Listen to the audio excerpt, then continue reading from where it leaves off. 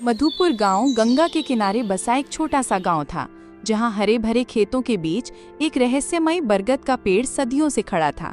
उसकी विशाल जड़ें किसी प्राचीन सर्प की तरह जमीन में गहराई तक फैली हुई थीं और उसकी मोटी घुमावदार शाखाएं आसमान को छू रही थीं, जैसे वे ब्रह्मांड के अनगिनत रहस्यों को अपने भीतर समेटे हुए हों।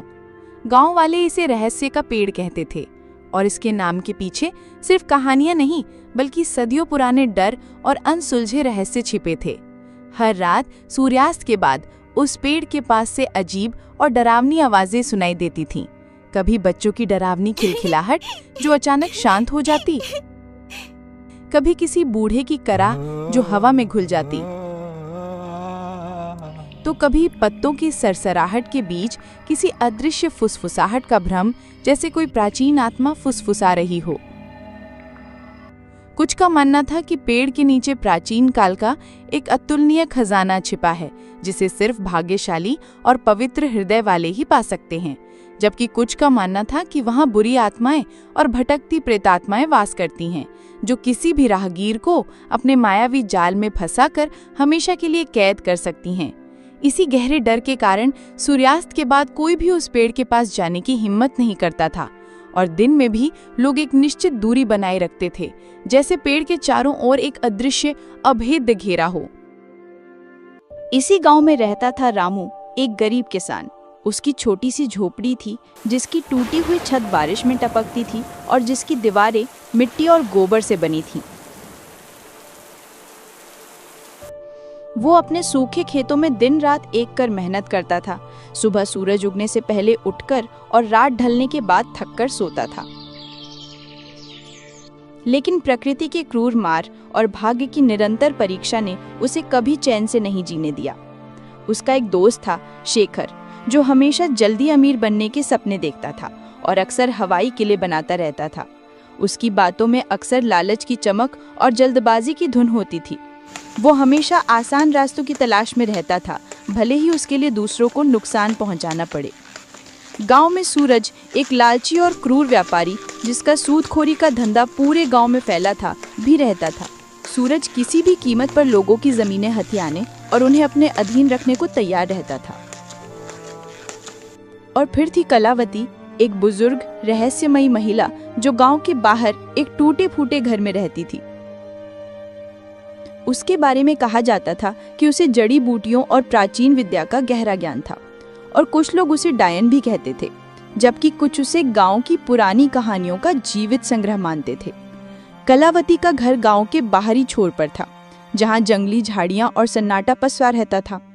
लोग उससे डरते भी थे, उसकी रहस्यमयी शक्तियों और उसकी अजीबोगरीब हरकतों के कारण, और जरूरत पड़ने पर उसके पास जाते भी थे अपनी समस्याओं का हल ढूंढने या भविष्य जानने के लिए। रामू की जिंदगी मुश्किलों से भरी थी। लगातार 2 साल से सूखे की चपेट में उसके खेत बंजर हो रहे थे। जमीन सूखकर दरारें पड़ने लगी थीं और वो सूरज का बड़ा कर्ज चुकाने में असमर्थ था। सूरज का कर्ज बढ़ता जा रहा था और उसकी आंखों में रामू की जमीन हथियाने की चमक साफ दिख रही थी, जैसे वो एक भूखा भेड़िया हो जो अपने शिकार का इंतजार कर रहा हो। एक सुबह जब रामू अपने खेत में निराश बैठा था, सूरज अपने कुछ लठैतों के साथ वहां आया। उसकी चाल में घमंड और आंखों में क्रूरता थी, जैसे वो अपने शिकार पर टूट पड़ने को तैयार हो। रामू, कब तक इस बंजर जमीन को सींचेगा? देख रहा हूं तेरी मेहनत भी अब पानी मांग रही है और तेरे हाथ की लकीरें भी सूख गई हैं। इसे मुझे बेच दे, मैं तुझे तेरी औकात से भी ज्यादा पैसे दूंगा, ताकि तू अपनी झोपड़ी तो बचा सके और अपने परिवार को 2 वक्त की रोटी खिला सके। वैसे भी तेरा खेत अब किसी काम का नहीं। सूरज, ये जमीन मेरे बाप दादा की निशानी है। मेरी रगों में उनका खून है और ये जमीन मेरी आत्मा है। ये सिर्फ मिट्टी नहीं, मेरा वजूद है। मैं इसे नहीं बेचूंगा, चाहे कितनी भी मुसीबत आए। मैं अपनी आखिरी सांस तक इसके लिए लड़ूंगा। ठीक है, लेकिन याद रख, गरीबी और भूख तुझे झुकाएगी। जब भूख नाचती है तो ज़मीर भी बिक जाता है और इंसान अपने सिद्धांतों को भी भूल जाता है। वह अपने लठैतों के साथ चला गया, लेकिन उसकी आंखों में एक अजीब सी खतरनाक चमक थी, जैसे उसने कोई बहुत बड़ी गुप्त योजना बना ली हो। रामू जानता था कि सूरज सिर्फ धमकी नहीं दे रहा था, बल्कि वह अपनी बात पर अटल था और कुछ बड़ा करने की फिराक में था।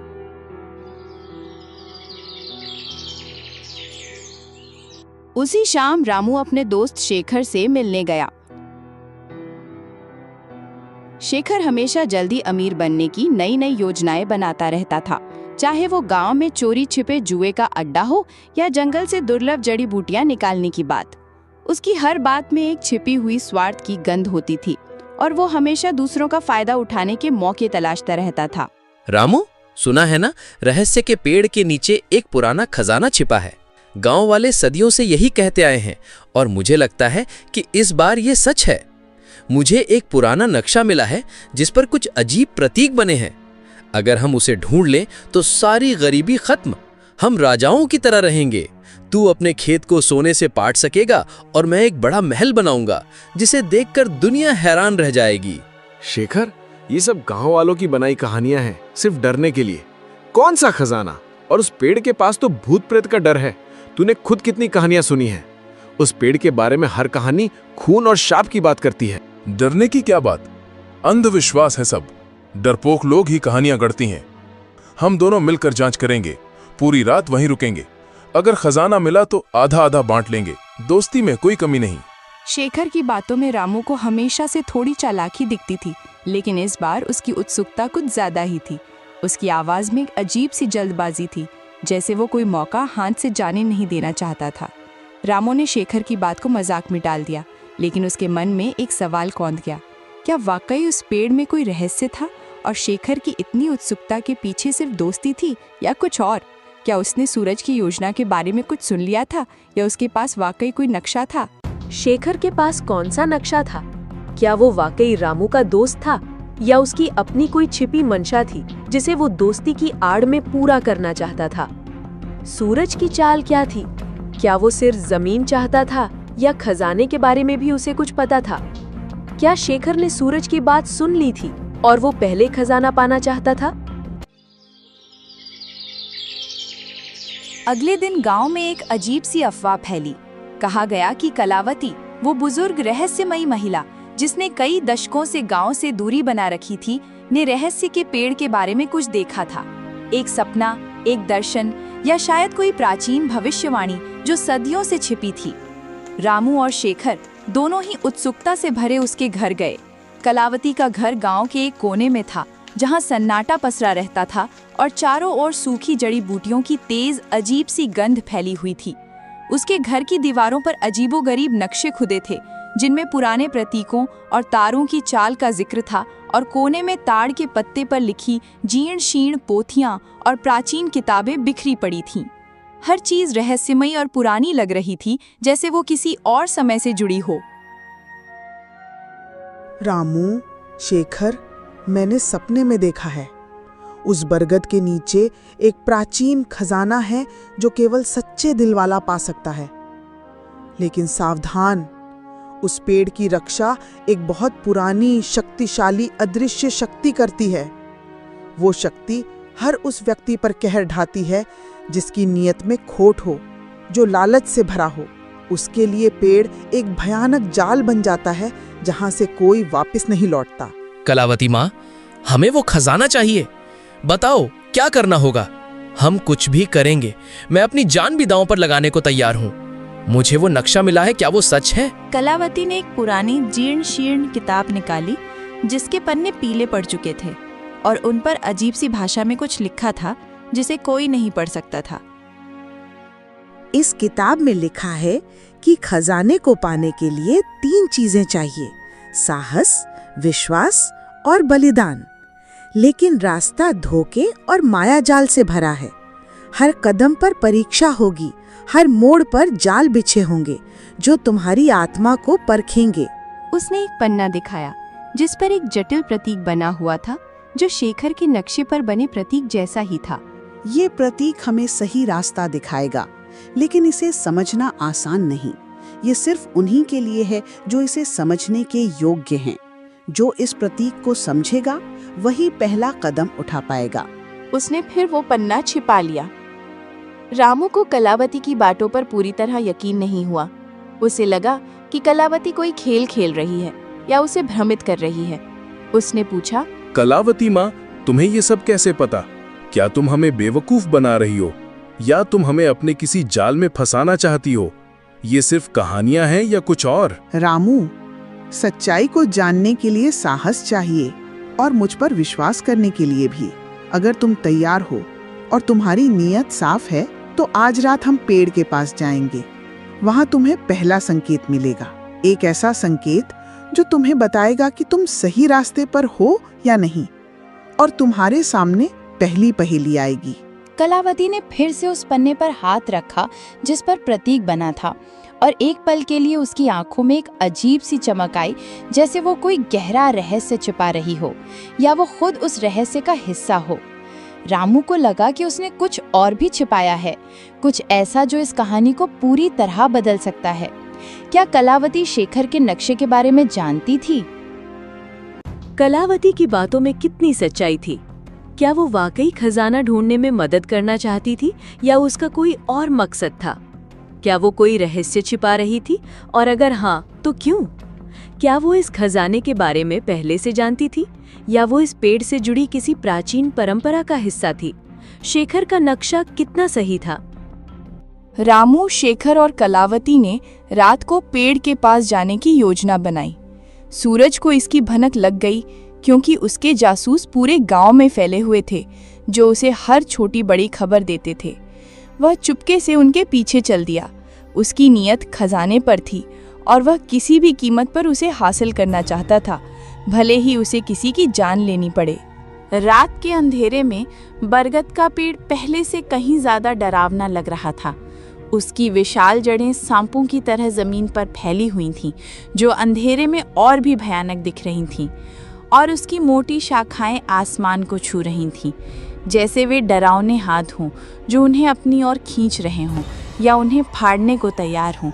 हवा में साई साई की एक अजीब सी आवाज़ थी, जैसे पेड़ खुद कोई रहस्य फुसफुसा रहा हो या किसी अदृश्य आत्मा की कराह हो, और पेड़ की शाखाएं मानो जीवित होकर हिल रही थीं, जैसे वे उन्हें अंदर आने से रोकना चाहती हों या उन्हें चेतावनी दे रही हों।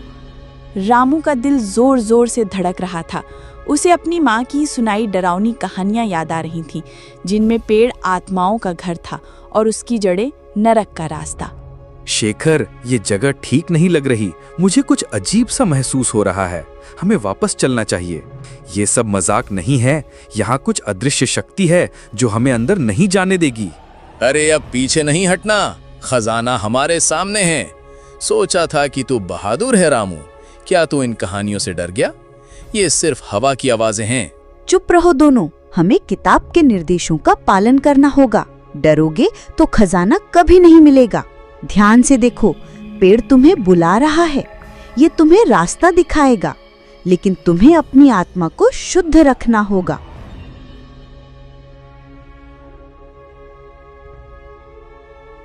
कलावती ने अपनी जीर्ण शीर्ण किताब खोली और एक पुराना जटिल मंत्र पढ़ा, जिसकी भाषा किसी को समझ नहीं आ रही थी, लेकिन उसकी गूंज दिल को कंपा रही थी।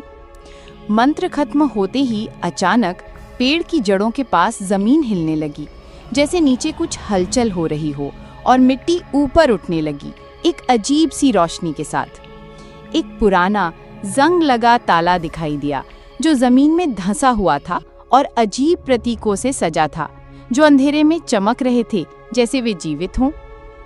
देखा रामू, मैंने कहा था ना, खजाना यही है। हम अमीर बनने वाले हैं। हम सब मुसीबतों से बाहर निकल जाएंगे। अब बस इसे खोलना है। इस ताले को खोलने के लिए 3 चीजें चाहिए, एक साहसी का खून, एक विश्वासी का आंसू और एक बलिदान। ये तीनों चीजें एक साथ पवित्र भावना से अर्पित की जानी चाहिए। कोई भी लालच या स्वार्थ इसे भंग कर देगा और खजाने के संरक्षक तुम्हें कभी माफ नहीं करेंगे। रामू ने साहस दिखाते हुए अपना हाथ काटा और खून की कुछ बूंदें ताले पर डाली। ताला हल्का सा चमक उठा और उस पर बने प्रतीक तेजी से जलने लगे, जैसे वे आग पकड़ रहे हों।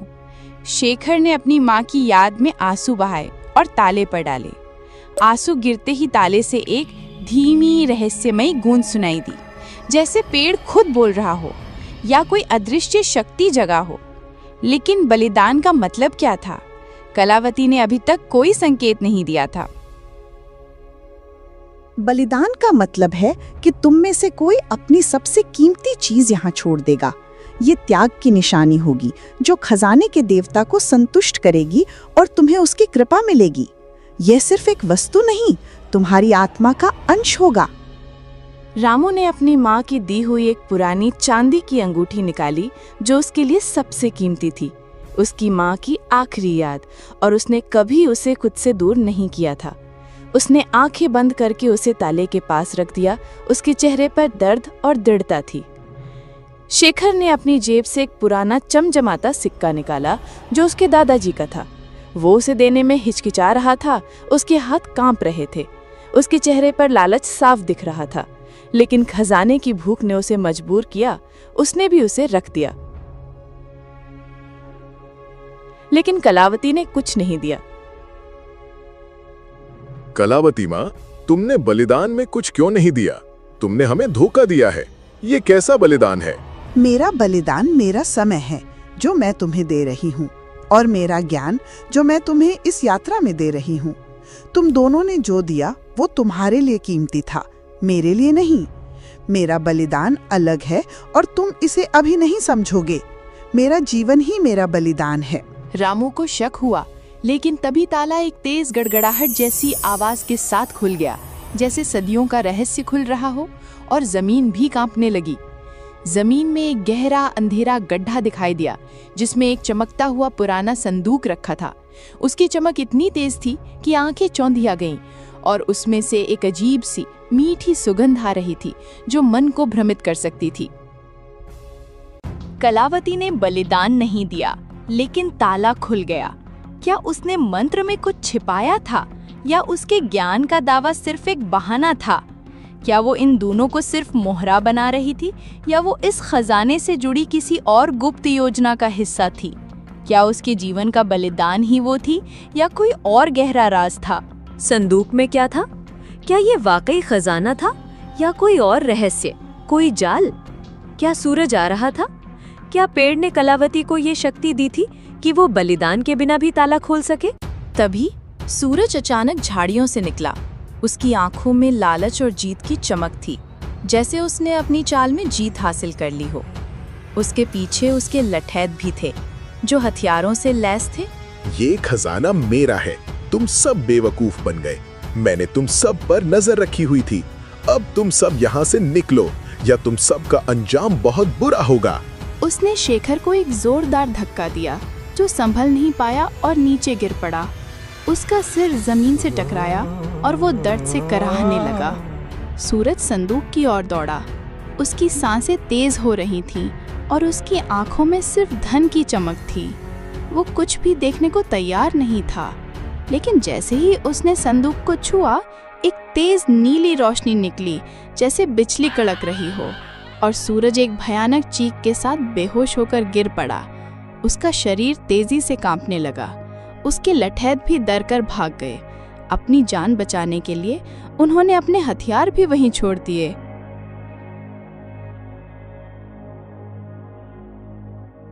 ये क्या हुआ? ये संदूक तो शापित है। ये तो भूत प्रेतों का काम है। हमें यहाँ से भागना चाहिए, नहीं तो हम भी यहीं फंस जाएंगे। मैंने कहा था ना, खजाना केवल सच्चे दिल वाला पा सकता है। सूरज का लालच उसे ले डूबा। ये सिर्फ एक चेतावनी थी जो सच्चे खजाने की ओर इशारा कर रही थी। ये संदूक केवल अयोग्य लोगों को दूर रखता है और उन्हें सबक सिखाता है। रामू ने संदूक को छूने की कोशिश की, लेकिन कलावती ने उसे रोका। रुको रामू, ये संदूक असली खजाना नहीं है। ये सिर्फ एक रक्षक है जो अयोग्य लोगों को दूर रखता है। असली खजाना पेड़ की जड़ों में और भी गहराई में छिपा है। हमें एक और परीक्षा देनी होगी, एक ऐसी परीक्षा जो तुम्हारी आत्मा की गहराई को परख लेगी और तुम्हें अपने सबसे गहरे डर का सामना करना होगा। सूरज ने चुपके से पीछा किया और खजाने पर कब्जा करने की कोशिश की, लेकिन वह खुद धोखे का शिकार हो गया। यह संदूक सिर्फ एक जाल था, एक परीक्षण जो लालचियों को दूर रखता था और उन्हें एक गहरा सबक सिखाता था। असली खजाना क्या था? कलावती को ये सब कैसे पता था? क्या वो पेड़ की रक्षा करने वाली शक्ति का हिस्सा थी या वो खुद कोई गुप्त ज्ञान रखती थी? अगला परीक्षण क्या था और क्या रामू उसे पास कर पाएगा? क्या उस संदूक में कोई और रहस्य छिपा था? कलावती ने अपनी जीर्ण शीर्ण किताब से एक और मंत्र पढ़ा जो पहले वाले से भी ज्यादा जटिल और पुराना था, और उसकी आवाज में एक अजीब सी गूंज थी। मंत्र खत्म होते ही पेड़ की जड़ों से एक छोटा सा चमकीला पौधा निकला जिसके फूल सुनहरे थे और उनसे एक दिव्य मनमोहक सुगंध आ रही थी जो मन को शांत कर रही थी। ये फूल सामान्य फूलों से बिल्कुल अलग थे। वे हवा में तैर रहे थे जैसे वे इस दुनिया के न हों, और उनकी चमक अंधेरे में रास्ता दिखा रही थी जैसे वे स्वयं प्रकाश हों। ये फूल अमर हैं। इन्हें बेचकर तुम अपनी गरीबी खत्म कर सकते हो, लेकिन केवल वही इन्हें ले सकता है जिसका दिल साफ हो और जिसमें कोई लालच ना हो। जो इन्हें लालच से छुएगा वो इन्हें खो देगा और उसे कभी सुख नहीं मिलेगा, बल्कि उसे भयानक परिणाम भुगतने पड़ेंगे। रामू ने एक फूल उठाया और उसे शांति और खुशी महसूस हुई। फूल उसके हाथ में चमकने लगा और उसकी चमक रामू के चेहरे पर एक अजीब सी रोशनी ला रही थी, जैसे वह स्वयं प्रकाशित हो गया हो। शेखर ने भी एक फूल लिया, लेकिन उसका फूल उसके हाथ में आते ही मुरझा गया और फिर धूल में बदल गया। शेखर के चेहरे पर निराशा और क्रोध साफ दिख रहा था और उसकी आंखों में भयानक दर्द था। ये क्या हुआ? मेरा फूल क्यों मुरझा गया? कलावती माँ, तूने मुझसे झूठ कहा है। तू हमें बेवकूफ बना रही है। लालच और धोखा तुम्हें कभी सुख नहीं देगा शेखर। ये फूल केवल उन्हीं के लिए हैं जो निस्वार्थ हैं और जिनकी आत्मा शुद्ध है। तुम्हारी आत्मा में लालच भरा है, इसलिए ये फूल तुम्हें स्वीकार नहीं करते, बल्कि तुम्हें अस्वीकार करते हैं।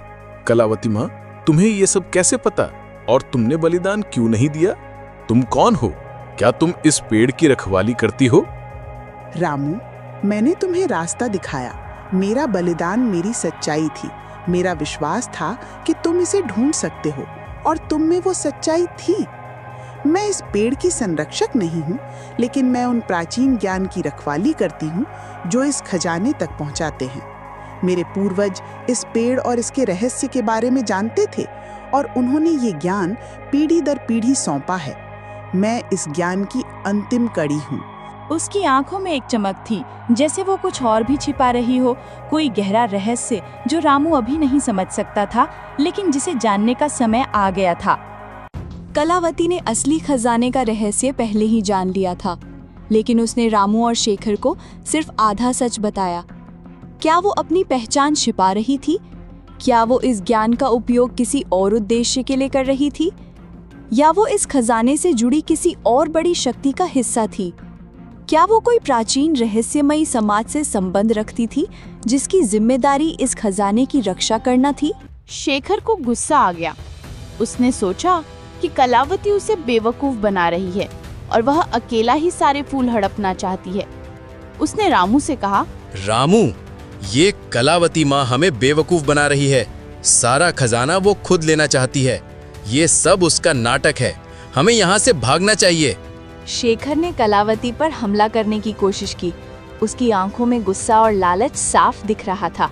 वो तलवार की तरह कलावती की ओर लपका, लेकिन तभी पेड़ की शाखाएं तेजी से हिलने लगी और एक अजीब सी डरावनी आवाज गूंजी, जैसे पेड़ खुद बोल रहा हो या किसी अदृश्य शक्ति ने आवाज दी हो जो शेखर को चेतावनी दे रही थी।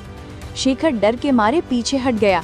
उसका शरीर कांप रहा था और उसके हाथों से तलवार छूट गई, जैसे वो जल रही हो। शेखर, तू मेरा दोस्त है, फिर भी तुझ में इतना लालच है। कलावती माँ सही कह रही है, खजाना सच्चाई का है, लालच का नहीं। तूने मेरी दोस्ती का भी अपमान किया है और अब इस पवित्र स्थान को भी अपवित्र कर रहा है। शेखर ने अपनी गलती मानी, लेकिन उसकी आंखों में लालच अभी भी था, एक ऐसी भूख जो मिटने का नाम नहीं ले रही थी, जैसे वो उसके खून में समा गई हो। उसने चुपके से एक और सुनहरा फूल तोड़ने की कोशिश की, इस बार और तेजी से। उसने सोचा कि कोई उसे देख नहीं रहा। उसने फूल तोड़ लिया और भागने की कोशिश की, लेकिन जैसे ही वो गांव की ओर भागा, फूल उसके हाथ में जलने लगा और फिर राख में बदल गया। एक अजीब सी ऊर्जा ने उसे पीछे धकेला और वो जमीन पर गिर पड़ा। उसके शरीर में भयानक दर्द होने लगा और उसे लगा कि उसकी आत्मा जल रही है। शेखर ने रामू और कलावती को धोखा देने की कोशिश की, लेकिन उसका लालच उसे ले डूबा। पेड़ ने खुद उसे सजा दी, ये दिखाते हुए कि प्रकृति कभी लालच का साथ नहीं देती और उसके नियम बहुत कठोर होते हैं। क्या शेखर फिर से कोई साजिश रचेगा? क्या पेड़ की शक्ति उसे सबक सिखाएगी या उसे हमेशा के लिए बांध लेगी? क्या सूरज के लठैट वापस आएंगे और इस बार उनका क्या इरादा होगा? पेड़ का क्रोध कितना भयानक हो सकता है। जैसे ही शेखर जमीन पर पड़ा था, दर्द से कराह रहा था। सूरज, जो अभी भी बेहोश पड़ा था, धीरे धीरे उठने लगा। उसकी आंखों में बदला लेने की आग थी, जो पहले से कहीं ज्यादा भयंकर थी, और उसके चेहरे पर एक भयानक मुस्कान थी। उसने रामू को देखा, जिसके पास अभी भी चमकीला सुनहरा फूल था, और उसकी आंखों में ईर्ष्या साफ झलक रही थी। तो ये है असली खजाना, मैं इसे नहीं छोड़ूंगा, ये मेरा है, अब कोई मुझे रोक नहीं पाएगा। उसने रामू पर हमला किया। उसके हाथों में पत्थर था, वह रामू को मारना चाहता था, लेकिन इस बार कलावती तेजी से आगे आई। उसकी चाल में एक अजीब सी फुर्ती थी, जैसे वो हवा में तैर रही हो। उसने एक और मंत्र पढ़ा और पेड़ से कुछ विशाल जड़ें निकली, जिन्होंने सूरज को जकड़ लिया, जैसे वे उसे निगलने को तैयार हों, और उसकी चीखें हवा में गूंजने लगी। सूरज चीखने लगा, उसकी आवाज जंगल में गूंजी, लेकिन वह हिल नहीं पा रहा था। लालच तुम्हें हमेशा अंधेरे की ओर ले जाएगा सूरज। ये पेड़ तुम्हें तब तक नहीं छोड़ेगा जब तक तुम अपने पापों का प्रायश्चित नहीं कर लेते और अपनी नीयत साफ नहीं कर लेते। प्रकृति कभी अन्याय का साथ नहीं देती और वो अपने संरक्षकों की रक्षा करती है। रामू ने सूरज को देखा और उसे दया आ गई। उसने कलावती से कहा, कलावती माँ, इसे छोड़ दो, इसे एक मौका दो, शायद ये अपनी गलती समझ जाए और सही रास्ते पर लौट आए। कलावती ने अपनी आंखें बंद की और जड़ें धीरे धीरे ढीली पड़ गईं। सूरज उठा, उसका चेहरा पीला पड़ गया था और उसकी आंखों में डर और पछतावा था। वो जानता था कि उसने क्या खो दिया था और पेड़ ने उसे क्या सबक सिखाया था। वो बिना एक शब्द कहे भागा। उसकी परछाई अंधेरे में खो गई, जैसे वो कभी था ही नहीं। क्या सूरज सच में बदल गया था या वो फिर से कोई चाल चलेगा? क्या ये खजाना रामू के जीवन में शांति लाएगा या और मुश्किलें? क्या कलावती अब अपना अंतिम रहस्य उजागर करेगी और क्या उसके जाने का समय आ गया था? जैसे ही सूरज भागा, कलावती रामू की ओर मुड़ी। उसकी आंखों में अब कोई रहस्य नहीं था, बल्कि एक गहरी शांति और ज्ञान था, जैसे उसने अपना जीवन भर का कर्तव्य पूरा कर लिया हो। उसके चेहरे पर एक अजीब सी चमक थी, जो पहले कभी नहीं दिखी थी। रामू, अब समय आ गया है कि मैं तुम्हें अपना अंतिम रहस्य बताऊं। मैं सिर्फ एक जड़ी बूटी बेचने वाली रहस्यमयी बुजुर्ग महिला नहीं हूं। मैं इस बरगद के पेड़ के प्राचीन संरक्षकों में से एक हूं। मेरे पूर्वज सदियों से इस खजाने और इसकी शक्ति की रक्षा करते आए हैं। ये खजाना सिर्फ भौतिक धन नहीं है, बल्कि ये जीवन का संतुलन है, प्रकृति की शक्ति का प्रतीक। ये सुनहरे फूल सिर्फ धन नहीं देते, बल्कि ये शुद्ध ऊर्जा हैं, जो धरती को उर्वर बनाती हैं और दिलों को शुद्ध करती हैं। ये पेड़ सिर्फ एक पेड़ नहीं, बल्कि प्रकृति की आत्मा है, और इसका खजाना उसकी जीवनदायिनी शक्ति। तो तुम पहले से ये सब जानती थी और तुम यहाँ क्यों रुकी थी? हाँ रामू, मैंने तुम्हें और शेखर को इसलिए लाया क्योंकि मैं जानना चाहती थी कि तुम में से कौन सच्चा है और कौन इस खजाने का हकदार है। शेखर के लालच ने उसे भटका दिया और उसे अपनी गलतियों से सीखना होगा। सूरज की क्रूरता ने उसे दूर कर दिया, लेकिन उसे भी सबक मिल गया। लेकिन तुमने अपनी सच्चाई, दया और निस्वार्थ भाव से खुद को साबित किया। तुम ही इस खजाने के वास्तविक उत्तराधिकारी हो। उसने एक और फूल रामू को दिया। ये फूल अनंत हैं, जब तक इनका उपयोग अच्छे के लिए किया जाएगा। जब तुम इन्हें बेचोगे तो ये तुम्हारी गरीबी दूर करेंगे, लेकिन इनका असली मूल्य तुम्हारी मेहनत और ईमानदारी से बढ़ेगा और ये तुम्हारी आत्मा को और भी शुद्ध करेंगे। कलावती ने अपनी आंखों में एक अजीब सी चमक के साथ कहा, मेरा बलिदान रामू इस खजाने के रहस्य को इतने सालों तक अपने भीतर छिपाए रखना था। मेरी जिम्मेदारी थी कि मैं सही व्यक्ति को ये रास्ता दिखाऊं और इस प्राचीन ज्ञान को आगे बढ़ाऊं। अब मेरी जिम्मेदारी पूरी हुई। इस पेड़ की शक्ति और इसका ज्ञान अब तुम्हारे साथ रहेगा। कलावती का शरीर धीरे धीरे पारदर्शी होने लगा और फिर वो हवा में घुल गई, जैसे वो कभी वहां थी ही नहीं, या जैसे वो किसी और रोग से आई थी और अब अपनी असली घर लौट रही थी। उसकी आवाज रामू के कानों में गूंजती रही। रामू अकेला रह गया। उसके हाथ में सुनहरे फूल थे और उसके मन में एक गहरा रहस्य और एक नई जिम्मेदारी। उसने महसूस किया कि कलावती सिर्फ एक बुजुर्ग महिला नहीं थी, बल्कि वह प्रकृति का ही एक अंश थी, या कोई प्राचीन आत्मा जो इस खजाने की रक्षा कर रही थी।